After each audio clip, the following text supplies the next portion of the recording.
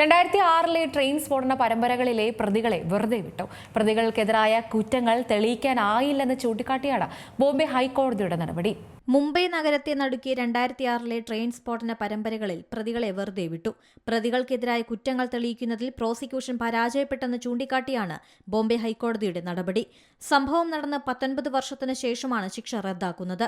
സ്ഫോടന കേസിൽ 2015 പ്രത്യേക കോടതി പ്രതികൾക്ക് ശിക്ഷ വിധിച്ചത്. 12 പേരെ കുറ്റക്കാരായി കോടതി കണ്ടെത്തി.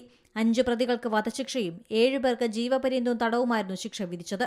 എന്നാൽ പ്രതികളെ ശിക്ഷിക്കാനുള്ള തെളിവുകൾ ശക്തമല്ലെന്ന് നിരീക്ഷിച്ചാണ് ബോംബെ ഹൈക്കോടതിയുടെ ഉത്തരവ്. പ്രോസിക്യൂഷൻ ഹാജരാക്കിയ തെളിവുകളുടെ അടിസ്ഥാനത്തിൽ പ്രതികൾ കുറ്റകൃത്യം ചെയ്തുവെന്ന് കരുതാനാവില്ല.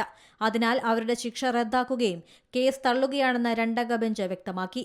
പ്രതികൾക്കെതിരെ മറ്റു കേസുകളില്ലെങ്കിൽ ഉടൻ ജയിൽ മോചിതരാക്കണമെന്നും ഹൈക്കോടതി നിർദ്ദേശം നൽകി. 2006 ജൂലൈ 11 മുംബൈയിൽ പശ്ചിമ റെയിൽവേ ശൃംഖലയിലെ വിവിധ സ്ഥലങ്ങളിൽ ലോക്കൽ ട്രെയിനുകളിൽ സ്ഫോടനം നടന്നത്. 7 സ്ഫോടനങ്ങൾ. സംഭവത്തിൽ 180-ലധികം പേർ കൊല്ലപ്പെടുകയും നിരവധി പേർക്ക് പരിക്കേൽക്കുകയും ചെയ്തു. National desk, Zee Malayalam news. ഏറ്റവും പുതിയ വാർത്തകളും വിശേഷങ്ങളും വിരൽ തുമ്പിലറിയാൻ സീ മലയാളം ന്യൂസ് എല്ലാ ഡിജിറ്റൽ പ്ലാറ്റ്ഫോമുകളിലും ലഭ്യം.